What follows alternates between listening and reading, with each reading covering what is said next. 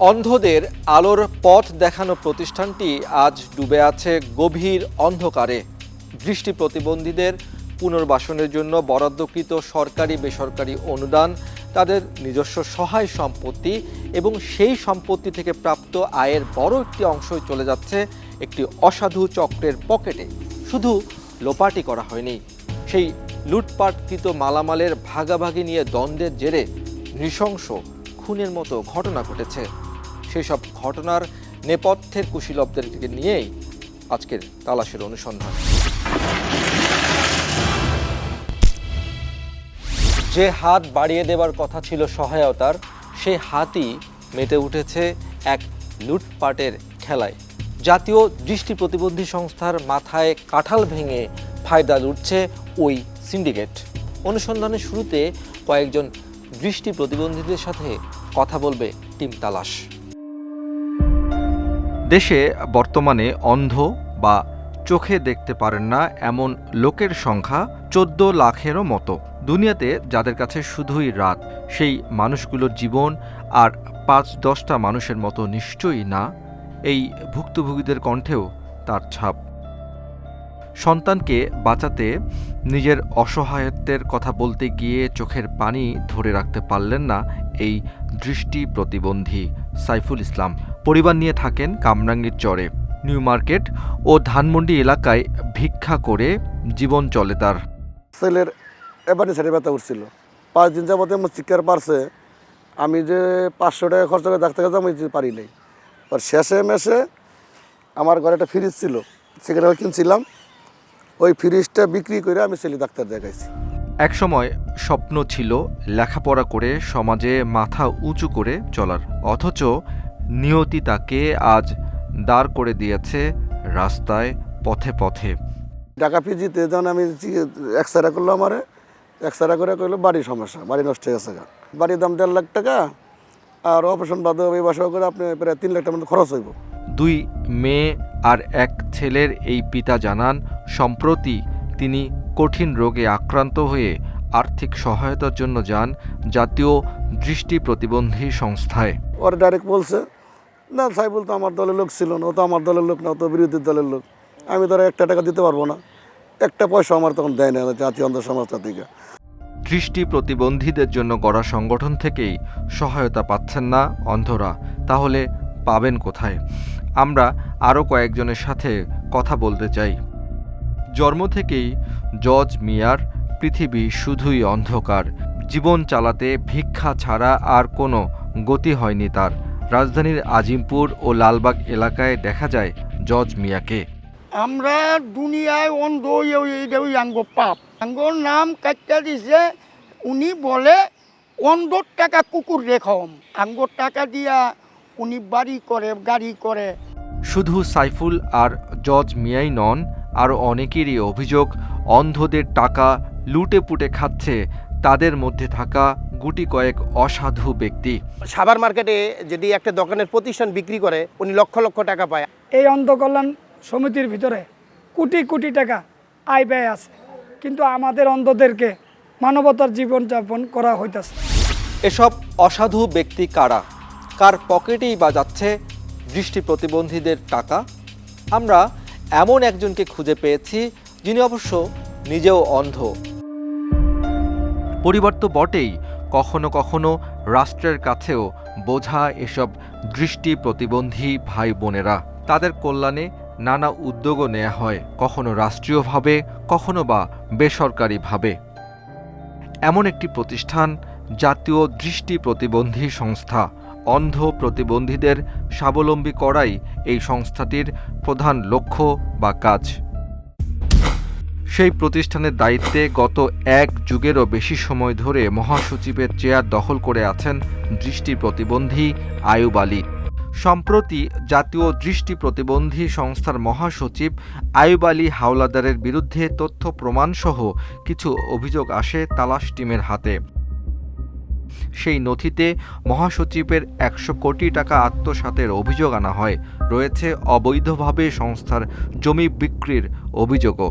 শুধু তাই নয়, অভিযোগ আরও রয়েছে টাকার ভাগাভাগিকে কেন্দ্র করে ঘটেছে হত্যাকাণ্ডের মতো ঘটনা। অনুসন্ধানের শুরুতে সংস্থাটির মহাসচিব আয়ুব আলীর মুখোমুখি হতে চাই আমরা। পুরান ঢাকার বকশীবাজারের অরফানেজ রোডে সংস্থাটির প্রধান কার্যালয়ে হাজির হয় টিম তালাশের সদস্যরা। 12ই এপ্রিল ওনাদেরকে দায়িত্ব বুঝিয়ে দিতে হবে। আমি তো এটা মানি নেই, এই আদেশ আমি মানব না।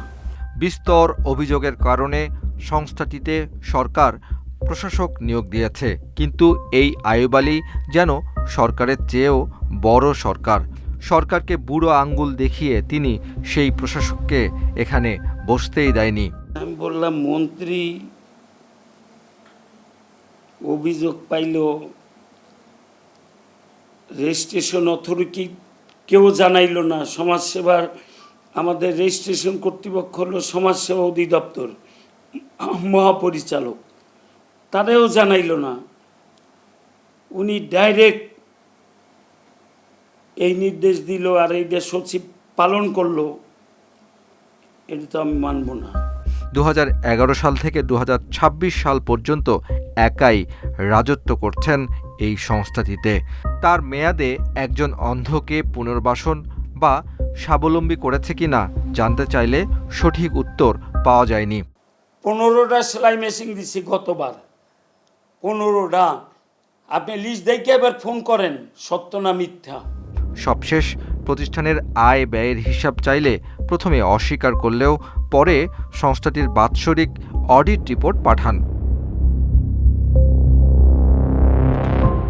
কিন্তু এ কেমন অডিট রিপোর্ট, যেখানে নেই কোনো কর্তৃপক্ষের স্বাক্ষর? কারা প্রস্তুত করেছে এই রিপোর্ট? স্বাক্ষরবিহীন অডিট রিপোর্ট, রয়েছে নানা অসঙ্গতিও। কারা তৈরি করলো এই অডিট রিপোর্ট? অভিযোগ রয়েছে এই অডিট রিপোর্টের আড়ালে দৃষ্টি প্রতিবন্ধী আয়ুব আলী সংগঠনটির কোটি কোটি টাকা আত্মসাৎ করেছেন, বঞ্চিত করেছেন অসহায় অন্ধদেরও। দৃষ্টি প্রতিবন্ধীদের শত কোটি টাকার সম্পদ রয়েছে, কিন্তু এসব সম্পদের সুফল ভোগ করছেন বা কারা? তা দেখতেই তালাশ টিমের এবারে যাত্রা ঢাকার একেবারেই কাছে সাভারে। জাতীয় দৃষ্টি প্রতিবন্ধী সংস্থার সবচেয়ে বড় আয়ের উৎস সাভার বাস স্ট্যান্ড সংলগ্ন অন্ধ সংস্থা মার্কেট।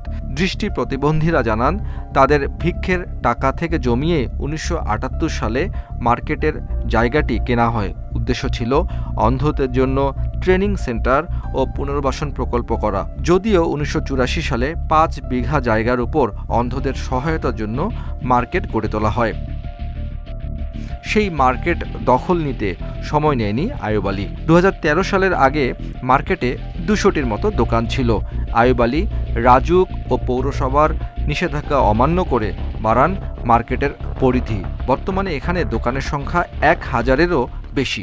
শুভেচ্ছার এই পাশ থেকে এই পর্যন্ত মোটামুটি সব দোকান মিলে 1200 দোকানের মতো আমরা শুনছি। এ মার্কেট দৃষ্টি প্রতিবন্ধীদের সম্পত্তি হলেও আয়ুব আলী যেন একাই সর্বেসর্বা।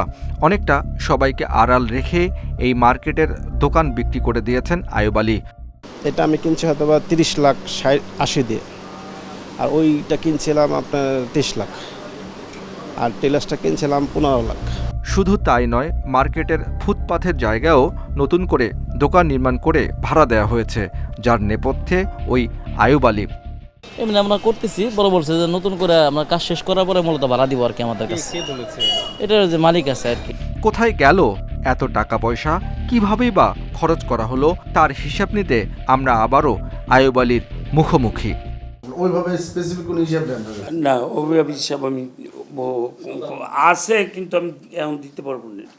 অন্ধদের টাকা হরিলুটের ভয়াবহ চিত্র উঠে আসে সমাজসেবা অধিদপ্তরের তদন্তেও।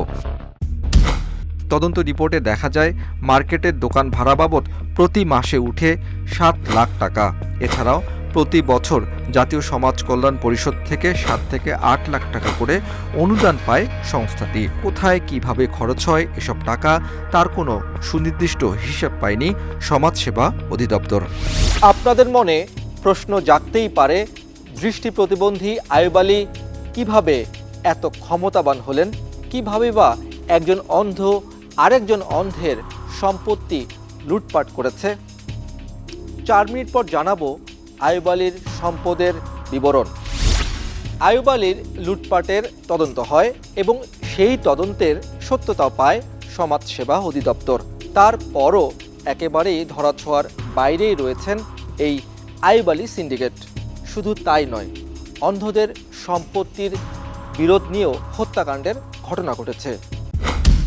2010 সাল, বছরের শেষ ভাগে কার্যনির্বাহী পরিষদের নির্বাচনে খলিল কামাল প্যানেলের কাছে পরাজিত হন আইয়ুব আলী ও মিনহাজ উদ্দিন প্যানেল। 2011 সালে হত্যাকাণ্ডের শিকার হন সংস্থাটির তৎকালীন মহাসচিব এম খলিলুর রহমান।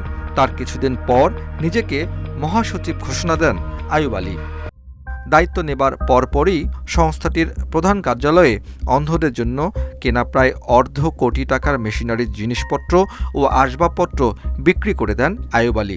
বন্ধ করে দেন অন্ধদের সকল প্রকল্প, ভাড়া দিয়ে দেন ট্রেনিং সেন্টারটিও। এমন সব অভিযোগ আমরা পাই।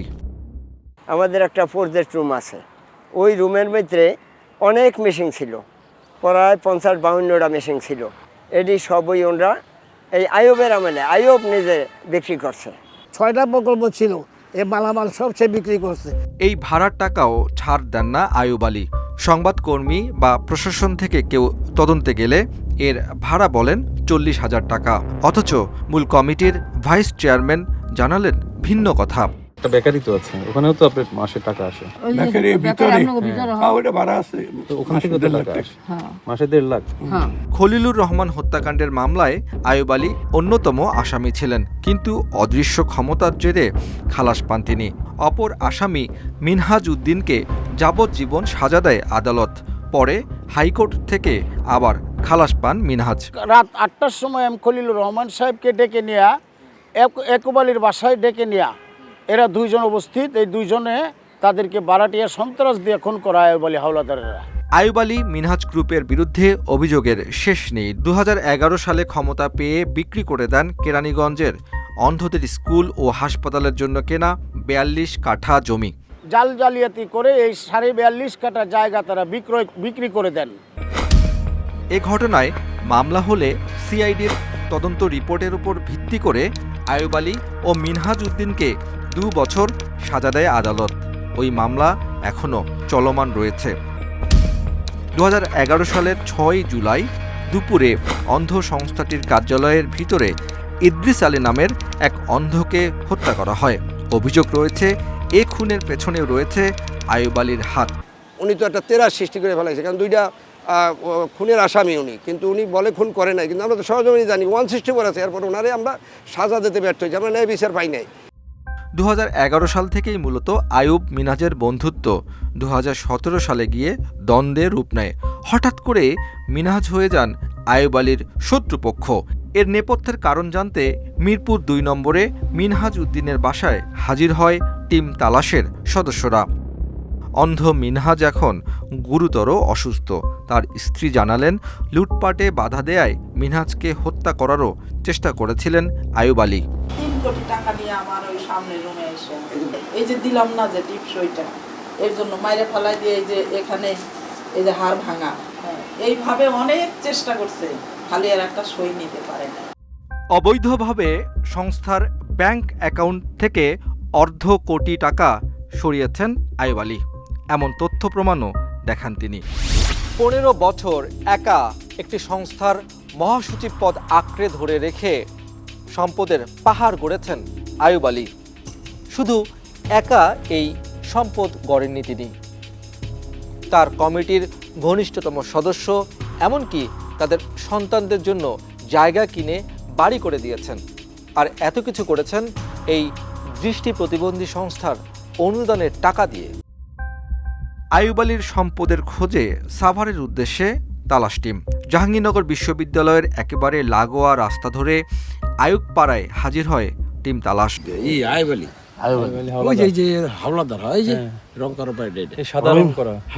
স্থানীয়দের জিজ্ঞেস করে পাওয়া যায় আইয়ুব আলীর দোতলা বাড়িটি, কিন্তু প্রধান ফটক তো তালা দেয়া। আশপাশের বাড়ির কারো সাথে কথা বলে আরও নিশ্চিত হওয়া দরকার। পেছনের অংশে আরেক বাড়ি থেকে বেরিয়ে আসেন একজন অন্ধ। ইনি তো দৃষ্টি প্রতিবন্ধী সংস্থার কার্যনির্বাহী কমিটির সদস্য মোহাম্মদ আনোয়ার দেওয়ান। এখানে আপনাদের ধরেন সংস্থার কতজন আছেন? আমার সেক্রেটারি আছে, সেক্রেটারি সংস্থার আছে 2 জন 4 জন। আমরা সরাসরি আর আমাদের সেটা আন্ডারে 15 জন আছে প্লট। ওই স্থান থেকে ফেরার পথে দেখা হয়ে যায় সংস্থাটির ভাইস চেয়ারম্যান মোখলেসুর রহমানের সঙ্গে। তিনি যা বললেন তাতে আর বোঝার বাকি রইল না যে আইয়ুব আলী শুধু একা নন, তিনি তার অনুসারী এবং সংস্থাটির পুরো কমিটিকে পুনর্বাসন করেছেন এখানে। এগুলি কি আপনাদের আইয়ুব আলী সাহেব নিয়ে দিছে নাকি? হ্যাঁ। আচ্ছা, কতজনরে দিছে ধরেন এখানে এরকম? প্রায় 22-23 জনের মতন আছে। 22-23 জন। সব কিন্তু আমার অন্ধনের মধ্যে কিছু অন্ধদের ভাই আছে। আচ্ছা, মিলে জিলে ও ওদেরকে আইয়ুব আলী সাহেব নিয়ে দিছে। ভাসানটেক সরকারি আবাসন প্রকল্পেও ফ্ল্যাট রয়েছে আইয়ুব আলীর। অভিযোগ রয়েছে ঢাকার মিরপুরের অভিজাত এলাকা রাকিন সিটি সহ তার গ্রামের বাড়ি বরিশালের বাকেরগঞ্জেও বিলাসবহুল বাড়ি করেছেন আইয়ুব আলী হাওলাদার। শত শত কোটি টাকা উনি আত্মসাৎ করছেন। উনি দেখেন বস্তিতে থাকতো। অনুসন্ধানের শুরু থেকে শেষ পর্যন্ত আইয়ুব আলীর বিরুদ্ধে সংস্থাটির সম্পদ এবং টাকা পয়সা লুটপাটের যত অভিযোগ এবং তথ্য প্রমাণ ছিল তা ভুল প্রমাণিত করতে পারে একমাত্র ওই সংস্থাটির অডিট রিপোর্ট। কিন্তু সেই অডিট রিপোর্ট আমাদের হাতে আসার পর আমরা দুশ্চিন্তায় পড়ে যাই। সেটি বিশ্লেষণ করতে গিয়ে যা দাঁড়ায় তাতে হাড়ি ভাঙার মতো অবস্থা। প্রথমে এসব প্রতিবেদন তালাশ টিমকে দিতে অস্বীকৃতি জানালেও 2013 সাল থেকে 2025 সাল পর্যন্ত সবগুলো প্রতিবেদন তুলে দেন আমাদের হাতে। এসব রিপোর্ট বিশ্লেষণ করে দেখা যায় institute of chartered accounts of Bangladesh ICAB এর নীতিমালা অনুযায়ী সকল নিরীক্ষা প্রতিবেদনে একটি ডকুমেন্ট ভেরিফিকেশন কোড থাকা বাধ্যতামূলক থাকলেও কোনো প্রতিবেদনেই তা পাওয়া যায়নি। রিপোর্টে নিরীক্ষকদের স্বাক্ষরের আগেই ব্যবস্থাপনা কর্তৃপক্ষের স্বাক্ষর থাকা আবশ্যক, কিন্তু সকল হিসেবেই ব্যবস্থাপনা কর্তৃপক্ষের স্বাক্ষরের স্থানটি ফাঁকা রয়েছে। আমার ধারণা definitely it's a fake audit report এবং এটা পারপাসফুলি করা হয়েছে। এটা যতটুকু দেখছি কোয়ালিটি কোনো ধারে কাছে বলতে পারবো না যা আছে। সংস্থাটির গঠনতন্ত্র অনুযায়ী সংগঠনের সকল টাকা পয়সার হিসেব ব্যাংক কর্তৃক নিয়ন্ত্রিত থাকার কথা থাকলেও অডিট রিপোর্ট বলছে 2-1টি ছাড়া সব টাকা লেনদেন হয়েছে নগদে। হাফিজ আহমেদ অ্যান্ড কোং এর একমাত্র নিরীক্ষক 2022 সাল থেকে 2027 সাল পর্যন্ত 5 বছরের জন্য ICAB কর্তৃক কালো তালিকাভুক্ত রয়েছেন। এই কেসে আমি ডেফিনেটলি কোনো ধরনের ব্যত্যয় পেয়েছিলাম। আমরা 5 বছরের জন্য করেছিলাম, তার মানে এটা সিরিয়াস অ্যালিগেশন ছিল তার এগেইনস্টে। তাহলে কিভাবে এই রিপোর্টগুলো তৈরি হলো জানতে ফার্মের ঠিকানা বের করে যোগাযোগের চেষ্টা করে তালাশ টিম। মিরপুর 1-এর মুক্ত বাংলা মার্কেটের 5 তলায় হাফিজ আহমেদ কোং এর অফিসে গিয়ে পাওয়া গেল না কাউকে। মার্কেট কমিটি জানান তারা এই কক্ষটি বা রুমটি ছেড়ে দিয়েছেন। তাহলে অডিট রিপোর্ট তৈরি করেছেন কে? রিপোর্টে অডিট ফার্মের ঠিকানার সঙ্গে থাকা মোবাইল নম্বরে কল করি আমরা। ট্রুকলারে হাফিজ স্যার নামে নম্বরটিতে ফোন রিসিভ করেন আরেকজন। তিনি নিজেকে মসজিদের একজন মুয়াজ্জিন হিসেবে পরিচয় দেন। বলেন 6 থেকে 7 বছর আগে ঢাকায় তিনি রিক্সা চালাতেন। ভাই, এটা কি হাফিজ আহমেদ অ্যান্ড কোং? এটা রং নাম্বার। মানে এটা রং নাম্বার কিভাবে হয়? ওটা হচ্ছে কি একটা অডিট রিপোর্টে আপনার নাম্বার দেয়া। বলছি আমি একজন মুয়াজ্জিন মসজিদে। এই যখন অডিট রিপোর্টের অবস্থা, তখন সমাজসেবা অধিদপ্তর থেকে 3 বছর পর পর এই সংগঠনের কার্যনির্বাহী কমিটির অনুমোদন পেত কিভাবে? তাদের তদন্তে কেন ভুয়া অডিট রিপোর্টগুলো ধরা পড়ল না? এমন সব প্রশ্নের উত্তর জানতে সমাজসেবা অধিদপ্তরে হাজির হয় টিম তালাশের সদস্যরা। আপনার সমাজসেবা অধিদপ্তর থেকে 70,000 অর্গানাইজেশন আছে রেজিস্টার্ড, তো প্রত্যেক বছরই তো সবাই জমা টমা দিচ্ছে আর কি। এরকম এইভাবে যাচাই করা, আসলে অভিযোগ যদি না থাকে তাহলে আর যাচাই সেভাবে করা হয় না। জাতীয় দৃষ্টি প্রতিবন্ধী সংস্থার কোটি কোটি টাকার সম্পদ এবং অনুদানকৃত টাকা পয়সা লুটপাটের দায় একেবারেই এড়াতে পারে না সমাজসেবা অধিদপ্তর। এ অবস্থায় অন্ধদের সম্পদ অন্ধদের ফিরিয়ে দিতে কার্যকর ভূমিকা রাখবে প্রশাসন। পাশাপাশি একটি গ্রহণযোগ্য নিরপেক্ষ নির্বাচনের মাধ্যমে জাতীয় দৃষ্টি প্রতিবন্ধীর নেতৃত্বে আসুক সাধারণ অন্ধরাই, এমন প্রত্যাশা রেখে আজ বিদায় নিতে হচ্ছে। আজ বিদায় নিল, ফিরছে আগামী পর্বে নতুন কোনো তালাশ নিয়ে, সন্দেহ ভেদ করে সত্য নিয়ে আপনাদের কাছে। সে পর্যন্ত আপনিও জারি রাখুন অনুসন্ধান। মনে সন্দেহ জাগায় এমন কিছু দেখলে তালাশ করুন, ভেঙে ফেলুন দৃষ্টির সীমানা। তালাশ টিম থাকবে আপনার সাথে।